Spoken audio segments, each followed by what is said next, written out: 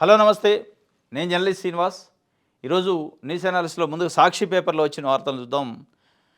Social media activist Soundar Reddy అక్రమ అరెస్టుపై CBI దర్యాప్తుకి AP high court ఆదేశించింది. ఇది ఇది ఇది ఒక రకంగా ఆంధ్రప్రదేశ్లో ఉన్న కూటమి ప్రభుత్వానికి, చంద్రబాబు నాయుడు గారికి ఒక చెంపపెట్టు. ఎందుకంటే ఈ రాష్ట్రంలో ఉన్న పోలీస్ యంత్రాంగాన్ని, పోలీస్ వ్యవస్థను నమ్మలేని పరిస్థితి హైకోర్టు. సిబిఐతోని దర్యాప్తు చేయించాల్సిన పరిస్థితి వచ్చింది. అంటే ఏ స్థాయిలో కక్ష సాధింపులు, ఏ స్థాయిలో అక్రమ కేసులు పెడతారనేది స్పష్టంగా అర్థమవుతుంది. పదే పదే చంద్రబాబు నాయుడు గారు చెప్తా ఉంటారు, నాకు కక్ష సాధింపు, రాజకీయ వేధింపులు నాకు నచ్చదు అంటారు.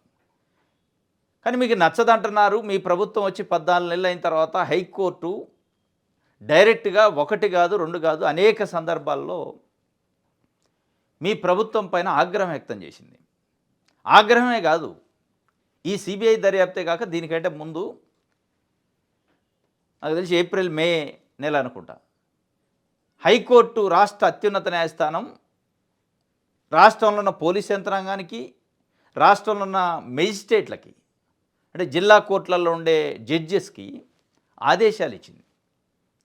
రిమాండ్లు అడ్డగోలుగా చేయొద్దు, మీరు పోలీసులు తెచ్చి ఇచ్చిన కాగితాన్ని గుడ్డిగా నమ్మి రిమాండ్ చేయొద్దు. రిమాండ్ చేసే ముందు దాంట్లో ఉన్న పూర్వాపరాలు పరిశీలించండి, సుప్రీంకోర్టు, హైకోర్టుల ఆదేశాలని పాటించండి, గైడ్లైన్స్ని పాటించి చేయండి. ఎందుకంటే పోలీసులు అడ్డగోలుగా రాజకీయ వెండేటాతోని, పొలిటికల్ వెండేటాతోని కేసులు పెడతారు, ఇది తప్పు అని చెప్పి సర్క్యులరే ఇచ్చింది. చంద్రబాబు నాయుడు గారు ఇంకొక వైపు నాకు అట్లాంటిది ఏం లేదు, కక్ష సాధింపులు ఉంటావు అంటాడు. మరి ఏదీ లేనప్పుడు హైకోర్టు డైరెక్ట్గా సిబిఐ దర్యాప్తు చేయించాల్సిన పరిస్థితి ఎందుకు వచ్చింది? పత్తిపాడు పోలీస్ స్టేషన్లో జరిగిన ఘటనకు సంబంధించి ఎందుకు సిబిఐ దర్యాప్తు దాకా పోయింది? మరి ఇది ఏ రకమైన విధానం ప్రభుత్వాన్ని అంటే ఇది ఎందుకు వస్తుంది అంటే పదే పదే నారా లోకేష్ గారు చెప్తా ఉన్నారు, రెడ్ బుక్ దానిపైన అది చేసిపోద్ది, నేను దాన్ని మర్చిపోను, దాని మీద నా కన్ను ఎప్పుడు ఒకటి అని చెప్పి ఆ రెడ్ బుక్ వల్ల ఈ ఇబ్బందులు వస్తున్నాయి. ఒకవైపు ఏం కొడుకే రెడ్ బుక్ అమలు జరుగుతూనే ఉంటుంది, దాన్ని పగడబందిగా అమలు చేస్తా అని ఒకవైపు చెప్తారు. ఇంకొక వైపు తండ్రి చంద్రబాబు నాయుడు గారు ఏమిటో నాకు కక్ష సాధింపులు అంటే నచ్చదు అంటాడు. చూడండి, ఇది సువేందర్ రెడ్డి అంశం పైన హైకోర్టు డైరెక్ట్గా సిబిఐ దర్యాప్తు చేసింది. సోషల్ మీడియా యాక్టివిస్ట్ నిబంధనలకు విరుద్ధంగా అక్రమంగా అరెస్ట్ చేసేదే కాక అదుపులోకే తీసుకోలేదని పోలీసులు మాకు చెప్పారు. అసలు ఆయన ఎక్కడ ఉన్నారో కూడా తెలియదన్నారు. ఆయన భార్య ఫిర్యాదు చేస్తే కేసు నమోదు చేయలేదు. మళ్ళీ అరెస్ట్ చేశామని మేజిస్ట్రేట్ ఎదుట హాజరుపరచాలంటున్నారు.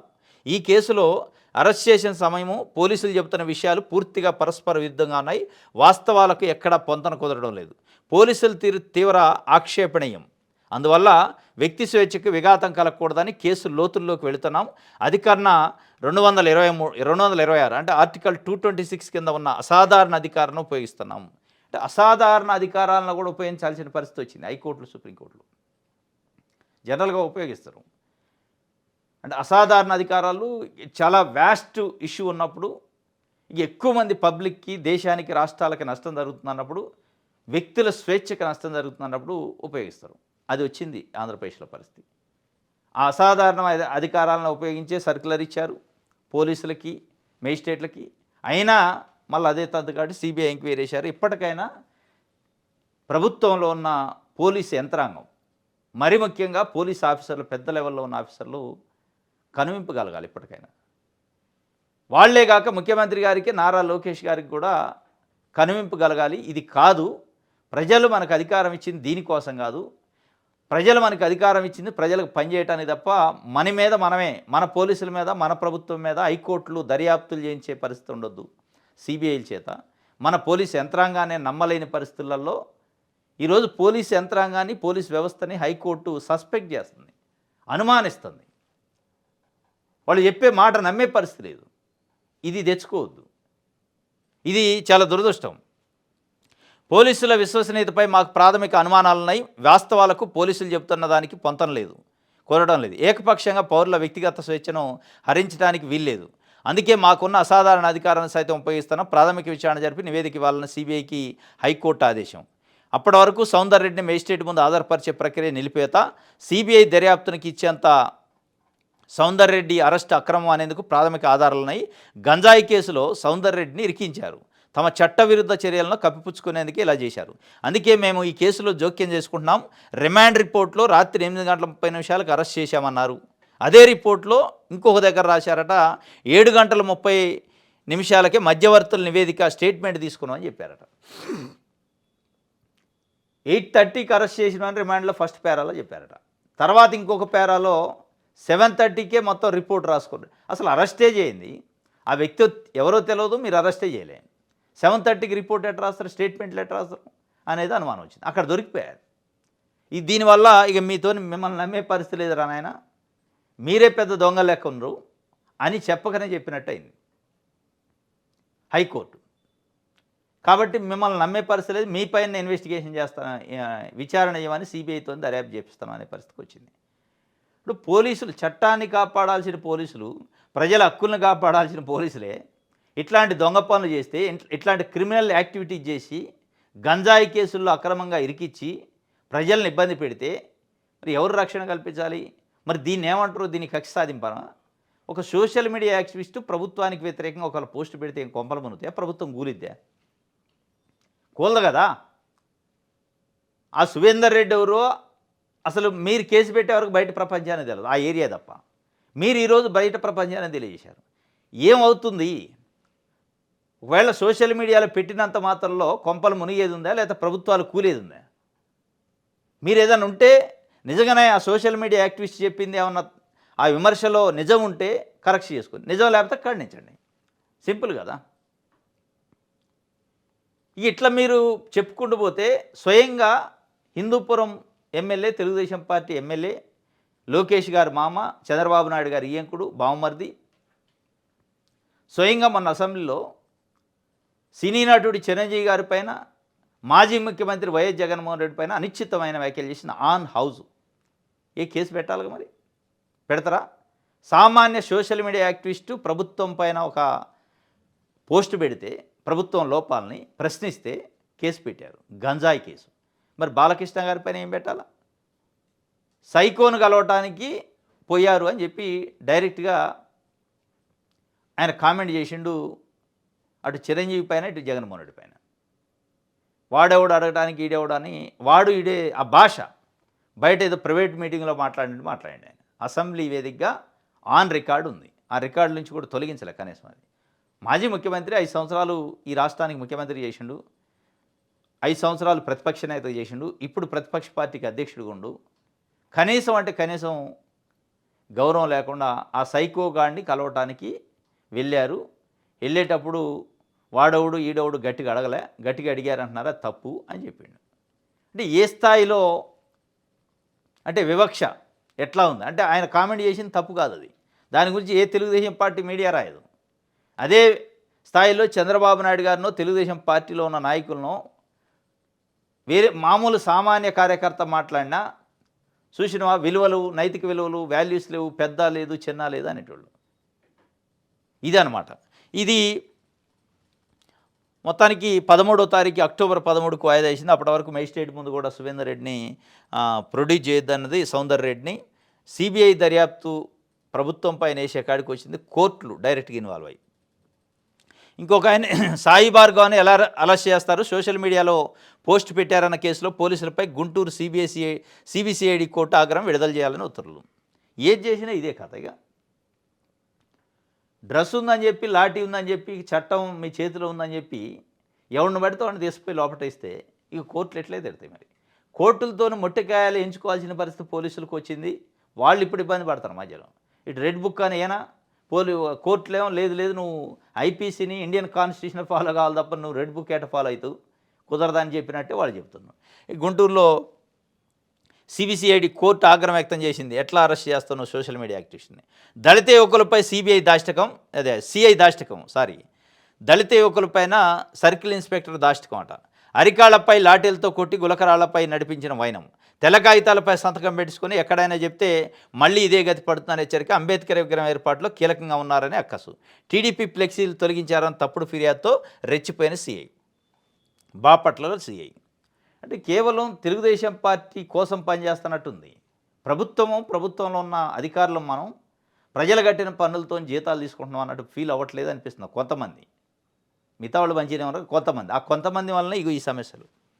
అట్లాంటి కొంతమంది వ్యక్తులు, అట్లాంటి కొంతమంది నాయకుల వల్ల సిబిఐలతోని సర్క్యులర్లు సిబిఐ దర్యాప్తులు చేయించుకోవాల్సిన పరిస్థితి, హైకోర్టుతోని మొట్టికాయలు పడాల్సిన పరిస్థితి, సిబిసిఐడి కోర్టులతోని మొట్టికాయలు వేయించుకోవాల్సిన పరిస్థితి వస్తుంది. అయినా ఆగల మళ్ళీ బాపట్లలో సిఐ దళిత యువకులను తెచ్చిపోయి అరికాళ్ళు కొట్టి ఆ బొబ్బలు వచ్చిన తర్వాత బొబ్బలతోని గులకరాలపైన నడిపించారట. చంద్రబాబు నాయుడు మాకు తెలియదు, కక్ష సాధింపంటే నాకు తెలియదు, నాదంతా స్ట్రైట్ ఫార్వర్డ్ ఉంటుంది, నా అంత విలువలతో కూడిన రాజకీయ నాయకులు లేరు అంటారు. మరి ఎందుకు జరుగుతుంది ఇది? బాపట్లలో అంబేద్కర్ విగ్రహం ఏర్పాటు చేస్తారట దళిత యువకులు కొంతమంది. నువ్వు ఎట్లా యాక్టివ్గా ఉంటావు అని చెప్పి లోపటేసాను. ఎందుకు యాక్టివ్గా ఉండో వాళ్ళు ఏదో తెలుగుదేశం పార్టీ ఫ్లెక్సీలు తీసేశారట, అక్కడ ఏదో అడ్డం వస్తుందని. అది పెద్ద క్రైము. తెలుగుదేశం పార్టీ ఫ్లెక్సీ తీసేస్తేనే క్రైమ్ అయితే, స్వయంగా ఎమ్మెల్యేలు మంత్రులు కూడా కీలకంగా వ్యవహరిస్తున్న ప్రభుత్వంలో ఉన్న వ్యక్తులు కూడా అసభ్యకరమైన లాంగ్వేజ్ మాట్లాడుతున్నారు బయట, ప్రజల్ని, నాయకుల్ని, ప్రతిపక్షాన్ని. ఏమనాలి మరి? వాళ్ళని ఏ కేసులు పెట్టాలా? ఏ గులకరాలపై నడిపించాలా? అంటే చట్టం మీ చేతిలో ఉంది, అధికారం ఇచ్చారు కాబట్టి ప్రజలు ఏదంటే అది చేస్తామంటే ఇక ఈ విషయంలో కూడా నాకు తెలిసి హైకోర్టు మట్టుకేలేస్తాయి. దళిత చైర్మన్కి అవమానం, తీవ్ర రాజ్యాంగ ఉల్లంఘన, విపక్ష సభ్యుల నినాదాలతో దద్దరిల్లిన శాసనమండలి. మోషన్ రాజు శాసనమండలి చైర్మన్ని ప్రోటోకాల్ ప్రకారం అక్కడ కొన్ని ఆఫీసులు ఓపెనింగ్ చేస్తుంటే పిలవలేదట. వాళ్ళ ఇబ్బంది పిలిస్తే ఆయన ప్రతిపక్షం కింద మరి లెక్కేశారా? ఒక మండలి చైర్మన్, ఆయనకి ఏ పార్టీకి సంబంధం ఉండదు. దళితులని మీరు ప్రోటోకాల్ పాటించలేదని వైఎస్ఆర్సీపీ నిన్న నిరసన వ్యక్తం చేసింది. హైకోర్టు ఎన్నిసార్లు హెచ్చరించినా ఏమాత్రం మారిన కాకీల తీరు. 18/12/2024 మెదడు ఉపయోగించకుండా యాంత్రికంగా రిమాండ్ ఉత్తర్వులు ఇవ్వద్దని చెప్పి ఒక కోర్టుల కన్నా ఎక్కువగా అనుకుంటున్నారా అని ఫిబ్రవరి 18న లోపలేయడం మినహా మీరు ఏం చేస్తారని పోలీసులు తిట్టింది. పోలీసులు తప్పుల మీద తప్పులు చేస్తారని 25 ఫిబ్రవరి రోజు 2025లో. 11 మార్చి 2025 పౌరుల స్వేచ్ఛను హరిస్తే ఊరుకోం, 25 మార్చి 2025లో హద్దు మేరొద్దు, ఏప్రిల్ 10, 2025 కోర్టు ధిక్కారమే అవుతుంది. ఇట్లా అనేక సందర్భాల్లో అనేక రకాలుగా చెప్పింది హైకోర్టు. వినని పరిస్థితుల్లో ఇక నిన్న సిబిఐ దర్యాప్తు కాడికి పోయింది. ఇవన్నీ ఇక ప్రతి కేసులో ఇదే సిబిఐ దర్యాప్తులు ఎదుర్కోవాల్సిన పరిస్థితి వచ్చినా ఆశ్చర్యం లేదు ప్రభుత్వానికి. రైట్, ఈనాడు చూద్దాం.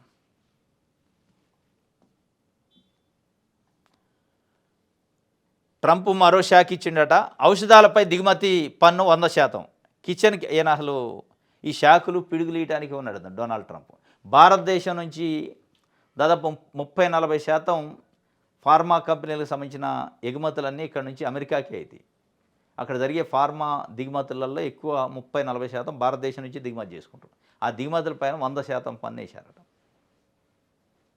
మొత్తానికి ముప్పెట దాడి చేస్తుండే. ఈ దాడి మరి ఎక్కడ దాబోద్దు చూడాలి. ఇంకోటి, శాసనసభలో ఏం మాట్లాడాలో తెలియదా? ప్రభుత్వాన్ని ఇబ్బంది పెట్టేలే వ్యాఖ్యలేంటి? వ్యక్తిగత అంశాలను సభలో ప్రస్తావించడమా? పార్టీ సమావేశం అనుకుంటున్నారా? కొందరు ఎమ్మెల్యేల తీరుపై సీఎం ఆగ్రహం. చంద్రబాబు ఆగ్రహం అట. సుధీర్ రెడ్డి, కోన రవికుమార్లకు క్లాసు. బోండా ఉమా వ్యాఖ్యలపైన మండిపాటు. ఇక అసెంబ్లీలో ఏం మాట్లాడాలో ఎలా మాట్లాడాలో తెలియదా వారిద్దరికి ఆయన క్లాస్ పీకారట. ఎవరు? బోండా ఉమాకి, కోన రవికుమార్కి, సుధీర్ రెడ్డికి, పితాని సత్యనారాయణకి. అదేవిధంగా అలా వ్యవహరిస్తుంటే పార్టీ అధ్యక్షుడిగా, రాష్ట్ర అధ్యక్షుడిగా వారిని నియంత్రించాలి కదా అని అక్కడే ఉన్న పల్లా శ్రీనివాసరావుకు గట్టిగా చెప్పినట్టు తెలిసింది. ఏం గట్టిగా చెప్తారు? పల్లా శ్రీనివాసరావు చేతులు ఏం పవర్ ఉందని ఆయన గట్టిగా చెప్తే ఎవరు వింటారు? ఎవరైనా వినేటట్టు చేస్తారా? చెప్తే లోకేష్ గారు మీరు చెప్తే వింటారు తప్ప. నిజంగా ఇక సరే, ప్రభుత్వాన్ని ఇబ్బంది పెట్టేలే వ్యాఖ్యలు చేసినందుకు చంద్రబాబు నాయుడు గారికి కోపం వచ్చిందట.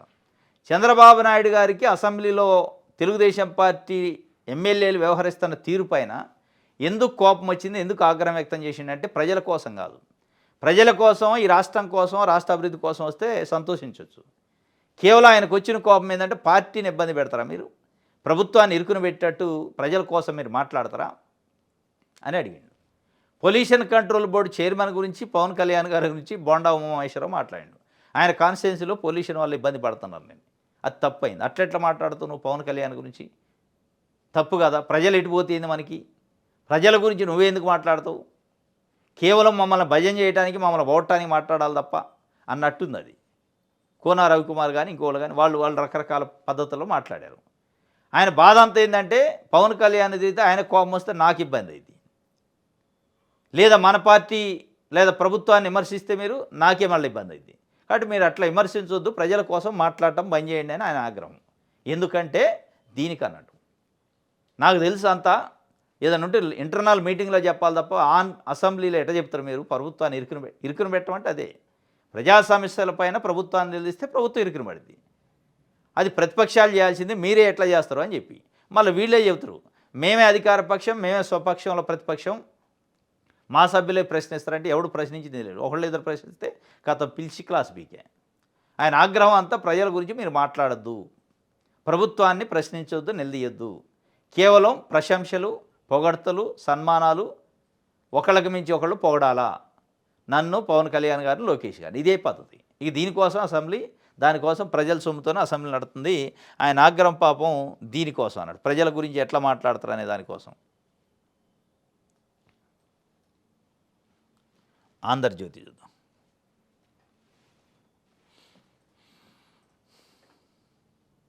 ఇగో ఆంధ్రజ్యోతిలో కూడా సేమ్, ఈనాడులో బ్యానర్ ఐటము, ఈ ఆంధ్రజ్యోతిలో వీళ్ళిద్దరికి కూడా బాధ. ప్రజల గురించి ఇంకా చంద్రబాబు నాయుడు గారికి ఏంటంటే పత్రికలు, మన పత్రికలు కూడా కనీసం ప్రశ్నించట్లే, మన్ని పొగుడుతోనే సన్మానాలు చేస్తానే కానీ ప్రజల గురించి ఎప్పుడు వార్తలు అంటే మీరేందిరా నాయన, నేను బీఫామ్ ఇస్తే గెలిచి మీరు నన్ను ఎరుకుని పెడితే ఎట్లా? ఆంధ్రజ్యోతి, ఈనాడు లాంటివి మనకి భజన చేసుకుంటా ఇంకా తప్పులను ఏమైనా కప్పిపుచ్చే ప్రయత్నం చేస్తున్నారు. మన ప్రొటెక్టివ్గా ఉన్నారు వాళ్ళు, నాకు సైనికులు లెక్క పనిచేస్తున్నారు. ఇగో ఇదే సేమ్ అక్కడ ఏం పెట్టారు, ఇదే అసెంబ్లీలో మాట్లాడే పద్ధతి ఇదేనా అని అక్కడంటే ఇదే నా పద్ధతి అంటే సేమ్ అది కొద్దిగా ఆడిట్ వాడు చేసి ఇదే నా పద్ధతి ఎట్లా మాట్లాడతారు? నన్ను ఇరికిన పెట్టే పద్ధతిలో మాట్లాడద్దు, ప్రజల కోసం, ప్రజలు ఎటన్నా పోని. అదే కదా వాళ్ళు మమ్మల్ని గెలిపించిన ప్రజల కోసం మాట్లాడుతావని ఎమ్మెల్యేలు అంటారు, నువ్వు అట్టెట్ట మాట్లాడుతావని అని అంటాడు. ఈ పద్ధతి ఇది. ఇప్పుడు నిజంగానే మీరు ఇదేనా పద్ధతి అంటే అసెంబ్లీలో ఇట్లా మాట్లాడొద్దు అని అంటే నిజంగా మీరు క్లాస్ పీకాల్సింది మీ ఇయ్యంకుడు, మీ బావమరిది లోకేష్ గారి మామ బాలకృష్ణాన్ని క్లాస్ పీకాలి. ఆయన ఎంత వల్గర్ లాంగ్వేజ్ మాట్లాడిండు, ఎంత అన్పార్లమెంటరీ లాంగ్వేజ్ అసెంబ్లీ ఆన్ రికార్డ్స్లో ఉంది. ఆయన్నే మీరు క్లాస్ పీకాల్సింది. సైకోగాడిని కలవటానికి పోయారన్నారు. ఒక ముఖ్యమంత్రి రాష్ట్రానికి 5 సంవత్సరాలు పనిచేసిండు, మీరు కూడా 3 సార్లు పనిచేశారు, 4గోసారి పనిచేస్తాం. ఎవరైనా అదే పద్ధతిలో మాట్లాడితే ఎంత బాధ ఉంటుంది? కాబట్టి అది ఒక 2-3 సార్లు ఎమ్మెల్యే గెలిచిన వ్యక్తి అట్లా మాట్లాడటం ఆన రికార్డ్స్లో తప్పు కదా, దాన్ని అంటలే. మళ్ళీ మిగతా వాళ్ళు మాట్లాడింది అట్లా జరగాల్సింది కాదు, ఆ మాటలో జరగాల్సింది కాదు అని చెప్పిండట. కామినేని శ్రీనివాసరావుకి బాలకృష్ణకి మధ్య ఆ సంవాదం జరిగి ఉండాల్సింది కాదు, ఇంకంతవరకే, ఇంకేమి లేదు. రైట్. బెయిల్ కోసం ఎత్తులు, లిక్కర్ నిందితులు, రోజుకో అనారోగ్య కారణం, వెన్నునొప్పి, కథ చెప్పి విఫలమైన చెవిరెడ్డి, యూరాలజీ సమస్య ఉందని చెప్పి ఆర్థోపెడిక్ పరీక్షలు చేయించుకున్న కసిరెడ్డి, ఎముక క్యాన్సర్ కారణాలు ఉండొచ్చు అని నివేదిక. బెయిల్ కోసం రకరకాల ఎత్తులు వేస్తారట, లిక్కర్ స్కామ్లో అరెస్ట్ అయిన నిందితులు అని చెప్పి ఆంధ్రజ్యోతి వార్త రాసింది. ఇప్పుడు వీళ్ళు ప్రజల గురించి వార్తలు రాయడం మర్చిపోయారు. ఇక్కడెక్కడా కూడా రైతులు వర్షాలు వచ్చి పత్తి మొత్తం పోతుంది, యూరియా దొరక్క రైతులు ఇబ్బంది పడతారు, అది రాయరు. బెయిల్ కోసం ఎత్తులపై ఎత్తులు, ఈ బెయిల్ ఎవడికి కావాలా? బెయిల్ వచ్చింది రాకపోతుంది, మనకు వచ్చింది ఏంది, ప్రజలకేంది? ఇది వదిలేశారు. బెయిల్ కోసం ఎత్తులు వేస్తారట, ఆ ఎత్తులు ఏమైనా తెలిసినాయట, అది రాసిండు. లడ్డూ సిట్టుకు పచ్చజెండా, హైకోర్టు ఉత్తర్వులపై సుప్రీంకోర్టు స్టే. తిరుమల లడ్డూలో కల్తీ నెయ్యిపై సిట్ యథావిధిగా దర్యాప్తు చేయొచ్చు, నిర్దిష్ట అధికారిని దర్యాప్తు బృందం నియమించుకుంటే తప్పేంటి? మొత్తం పర్యవేక్షణ సిబిఐ డైరెక్టర్దే కదా, జస్టిస్ గవాయ్ అసహనం. వైవి సుబ్బారెడ్డి పిఏ చిన్నప్పన్నకు త్రిసభ్య ధర్మాసనం నోటీసులు, విచారణ నవంబర్ 14 వాయిదా. లడ్డూ సిట్టు పైన పచ్చజెండా. వెంకట్రావు అని అడిషనల్ ఎస్పీని అందులో ఉండట, ఆయన ఒక నోటీస్ ఇచ్చిండు వైవి సుబ్బారెడ్డి పిఏకి. దానిపైన అసలు నువ్వెట్లిస్తూ సిబిఐగా దీన్ని దర్యాప్తు చేయాల్సింది, సిబిఐ చేసిన సిట్టు మీరు ఎట్లా నోటీస్ ఇస్తారని నోటీస్ పైన హైకోర్టుకు పోతే హైకోర్టుకు నోటీస్ తప్పు అన్నది, దానిపైన సుప్రీంకోర్టుకు పోయింది ప్రభుత్వం. మరి ఈ కోర్టుల మీద కోర్టులు తిరగకపోతే ఇంకొక అధికారిని వేస్తే ఏముంది, వెంకట్రావే తోపా అంటే లేదు లేదు మా మనిషి ఉండాలి, మా సామాజిక వర్గం మా మనిషి ఉండాలి అనే పద్ధతి నిజంగానే ఆ సిట్టులో లేకపోతే లడ్డు దాంట్లో నిజమైన ఇన్వెస్టిగేషన్ జరపడానికి అయితే ఈ హైకోర్టు తర్వాత సుప్రీంకోర్టు తర్వాత ఇంకో బెంచ్కి పోరు. అదే వ్యక్తితో ఎందుకు చేయించాలనుకుంటున్నారు అనేది ఇప్పుడు పెద్ద సమస్య, డౌట్, అనుమానం. చాలామంది అధికారులు ఉంటారు రాష్ట్రంలో, ఏ అధికారితోనో చేసి ఆయన కాబట్టి ఇంకోళ్ళు కేవలం వెంకట్రావుతోనే చేపియాలి, వెంకట్రావు అయితేనే మనం చెప్పినట్టు వింటారు అనే పద్ధత, లేదా నిజంగానే నిజాన్ని నీకు తేల్చడానికి వెంకట్రావు తప్ప ఇంకోళ్ళు పనికిరారా అని అంటే ఏదో మతలబు ఉంది. అడిషనల్ ఎస్పీ వెంకట్రావుే చేయాలి, ఆయన కోసం సుప్రీంకోర్టు దాకా ప్రభుత్వం పోయింది. ఇప్పుడు మొత్తానికి అయితే సుప్రీంకోర్టు క్లియరెన్స్ ఇచ్చింది, మీరు చేయొచ్చు, ఆయన కూడా చేయొచ్చు. ఆయన ఎందుకంటే అండర్ ద సిబిఐ డైరెక్టర్తోనే ఉంటుంది కాబట్టి మొత్తానికి చేసుకోవచ్చు అని చెప్పి. ఇది ఆంధ్రజ్యోతి. ఆంధ్రప్రభ చూద్దాం.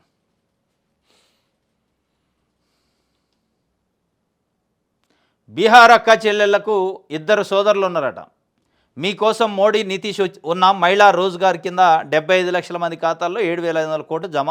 తొలి దశలో ఒక్కొక్కరికి 10,000 ప్రధాని మోడీ వెల్లడి. ఈ ఒక్కొక్కరికి 10,000 ఏంటంటే ఓట్లు కొనుక్కోవటం అన్నట్టు. డైరెక్ట్ బీహార్లో ఎన్నికలు ఉన్నాయి. నితీష్ కుమార్ మోడీ కలిసి ఇద్దరు పోయి ఏం చెప్తుండంటే ఆయన నరేంద్ర మోడీ ప్రధాని, బీహార్లో ఉన్న అక్క చెల్లెమ్మలకి 2 సోదరులు ఉన్నాం అంటారు.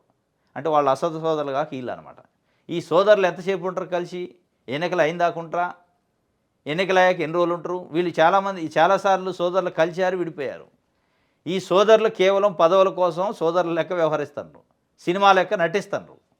ఈ 10,000 ఖాతా కూడా అదే, 75 లక్షల మంది మహిళల ఖాతాల్లో ఒక్కొక్కరికి 10,000 వేస్తాం అన్నాడు. లిటరల్గా ఎన్నికలు ఉన్నాయి, ఓట్లు కొనుక్కోవటం అంటారు దీన్ని. ఈ 10,000 ఇప్పుడెందుకు గుర్తొచ్చినాయి, సోదరులు ఇప్పుడెందుకు వచ్చారు? మరి 5 సంవత్సరాలు అదే నితీష్ కుమార్ సోదరుడు అక్కడే ఉండు కదా, ఆ సోదరుడితో ఈ సోదరుడు ఎందుకు లేదు? మరి ఈ సోదరుడు ఆ సోదరుడు ఇద్దరు కలిసాక అక్కడ కేంద్రంలో ఒక సోదరుడు, రాష్ట్రంలో ఒక సోదరుడు, ఇద్దరు ఉన్నాక ఈ 75 లక్షల మంది మహిళలకి ఇన్ని సంవత్సరాల గుర్తులని 10,000 రూపాయలు ఇవ్వాలనే ధ్యాస ఇప్పుడెందుకు వచ్చింది అంటే ఓట్లున్నాయి, ఓట్లు ఎంచుకోవాలి, గంపగుత్తాగా కొనుక్కోవాలి. ఈ కొనుక్కునే దాన్ని ఎంతవరకు నమ్ముతారు అనేది భవిష్యత్తులో మనం చెప్పాలి. ఎందుకంటే చంద్రబాబు నాయుడు గారు కూడా ఇదే పని చేసిండు 2019 ఎన్నికల్లో. ఎన్నికలు షెడ్యూల్ వచ్చే ముందు పసుపు కుంకుమ అని మహిళలకు వేసిండు. ఇక నాకు ఓట్లు పడితే మహిళలు డబ్బులు తీసుకొని నాకే వేస్తారు అనుకోండి. లేదు నీ కథ అంతా మాకు తెలుసు, నీకు ఓట్లు ఉన్నాయి కాబట్టి పసుపు కుంకుమ మేము గుర్తొచ్చినాం కానీ లేకపోతే గుర్తురాం కాబట్టి మేము వేయాల్సినకి వెళ్ళేస్తామని జగన్మోహన్ రెడ్డికి గెలిపించారు. ఇప్పుడు ఏడ కూడా అదే పరిస్థితి. ఓట్లు ఉన్నాయి కాబట్టి మేము గుర్తొచ్చినాం, 75 లక్షల మందికి మీరు 2 సోదరులు అంటున్నారు, 10,000 రూపాయలు ఇస్తున్నావు, ఈ 10,000 ఎందుకు ఇస్తున్నావు మాకు తెలుసు, పర్పస్ ఏంది తెలుసు కాబట్టి నీ పర్పస్ని మేము నెరవేర్చమనే పద్ధతిలో అయ్యే అవకాశం ఉంటుంది. రైట్. 15 నెలల్లో కూటమి ఘనత ఇదట. జాబ్స్ వెళ్ళవాట. 120 సంస్థలు వచ్చినట. 6.23 లక్షల కోట్ల పెట్టుబడులు, 4.72 లక్షల ఉద్యోగాలు, 4,72,000 ఉద్యోగాలు వచ్చాయట 15 నెలల్లో. అయిపోయా. ఈ ఎక్కడ వచ్చినాయో ఎవడికి తెలియదు. దీనికి అకౌంటబిలిటీ ఉండదు, ఖాతా ఉండదు, లెక్క ఉండదు. 4,72,000 వచ్చినాయని 14 నెలల్లో చెప్పేశారు. నారా లోకేష్ గారు యువకాలంలో ఏం చెప్పిండంటే అదే అంశాన్ని మేనిఫెస్టోలో ఏం పెట్టారంటే 5 సంవత్సరాల తెలుగుదేశం పార్టీ పరిపాలనలో 20 లక్షల ఉద్యోగాలు భర్తీ ఇప్పిస్తాం అన్నారు. ప్రైవేట్ 20 లక్షలు అంటే ఒక సంవత్సరానికి 4 లక్షలు అయిపోయింది. 4 లక్షలు మేము మొదటి సంవత్సరానికి 4 లక్షలు కాదు ఇంకో 72,000 ఎక్కువ ఇచ్చినామని చెప్పుకోవడానికి తప్ప అక్కడ ఏ ఉద్యోగం వచ్చింది, ఏ సంస్థలు పెట్టారు, ఎవరున్నారు, ఎక్కడ పెట్టారు? 6.23 లక్షల కోట్లట, 6,23,000 కోట్లు పెట్టుబడులు వచ్చినాయట, 4,72,000 ఉద్యోగాలు వచ్చినాయట. మరి ఎక్కడ వచ్చినాయి, ఏం కంపెనీలు వచ్చినాయని 125 సంస్థలు కూడా వచ్చినాయట. మరి ఆ సంస్థలు ఎక్కడున్నాయి, ఆ ఉద్యోగాలు ఎక్కడున్నాయి, ఉద్యోగం చేసేటోళ్ళు ఎవరు, ఆ లిస్ట్ ఇది అంటే ఏముండదు, చెప్పుకోవడానికి పనికొద్ది ఇది. రైట్. ప్రజాశక్తి చూద్దాం.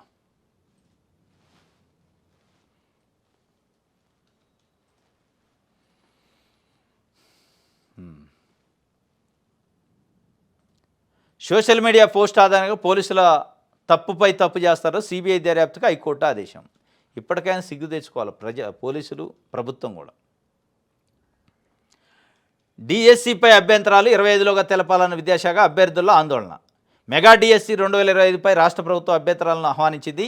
నియామక పత్రాలు అందించిన తర్వాత అభ్యంతరాలు కోరడం చర్చనీయాంశంగా మారింది. 16,347 ఉపాధ్యాయ పోస్టులకు పాఠశాల విద్యాశాఖ 15,941 మందిని ఎంపిక చేసిన విషయం తెలిసింది. అయితే ఇప్పుడు అభ్యంతరాలు పిలవడంతో అభ్యర్థుల్లో ఆందోళన నెలకొంది. డిఎస్సి పరీక్షల అనంతరం చేపట్టిన ప్రక్రియ అంతా గందరగోళంగా సాగింది. కేవలం మెరిట్ జాబితా ప్రకారం మాత్రమే సెలక్షన్ జాబితాను పాఠశాల విద్యాశాఖ ప్రకటించింది. చివరి జాబితాపై కనీస అభ్యంతరాలను కూడా స్వీకరించలేదు.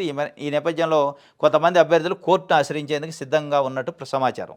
ఈ నెల 15 విడుదల చేసిన తుది ఎంపిక జాబితాపై అభ్యంతరాలను పరిష్కరించేందుకు జిల్లా, జోన్, రాష్ట్ర స్థాయిలో గ్రివెన్స్ రిడ్రెసల్ సెల్ కమిటీలు ఏర్పాటు చేశారు. ఈ ఎవడన్నా మెడకాయ మీద తలకాయ నోడు చేసే పని కాదు. నిన్నగాక మొన్న విజయవాడలో మీటింగ్ పెట్టి డిఎస్సి అభ్యర్థులకి నియామక పత్రాలు ఇస్తాయి. నియామక పత్రాలు ఇచ్చారని నువ్వు నియమించబడ్డా అయిపోయింది నీ కథ. మళ్ళీ అభ్యంతరాలు ఏంటి అంటే కేవలం మీటింగ్ కోసమే మీరు పత్రాలు ఇచ్చారు. వాళ్ళకు ఉద్యోగాలు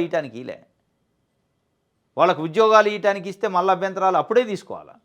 ఈ మీటింగ్ కంటే ముందు నియామక అపాయింట్మెంట్ ఆర్డర్స్ ఇవ్వటానికి అంటే ముందు మీరు అభ్యంతరాలు తీసుకొని అభ్యంతరాలను కూడా కన్సిడర్ చేస్తూ దాంట్లో నిజమైన అభ్యంతరం అయితే కన్సిడర్ చేయాలి, లేదు అంటే కొట్టేయచ్చు.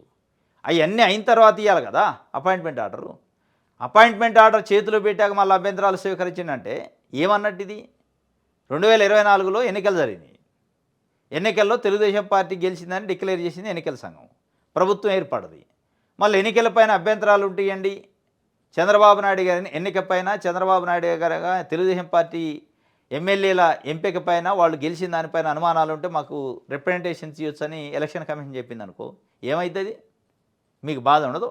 మాకు వచ్చిన బాధ ఊడిద్దా ఉంటుందా అని టెన్షన్ ఉండదు? అరే నిరుద్యోగులతోని ఆటలు ఆడతారు. ఈ అభ్యంతరాలు ఏది ఇంకో 15 రోజులు టైం తీసుకొని అబ్జెక్షన్స్ తీసుకున్న తర్వాత అబ్జెక్షన్స్ నిజం ఉంటే కన్సిడర్ చేయండి, లేదంటే రిజెక్ట్ చేయండి. దాని తర్వాత కదా ఇవ్వాల్సింది. ఇది పెట్టారు. ఇప్పుడు కొర్రీ పెట్టారు. మొత్తానికి ఆ సెలెక్ట్ అయిన 15,941 మందిలో సంతోషం లేకుండా చేశారు. ఇది ఏమైందో ఏం కథ అని. రైట్. ఇది ఈరోజు న్యూస్ అనాలిసిస్. రేపు తాజా వార్తలతో తిరిగి కలుసుకుందాం. Thank you.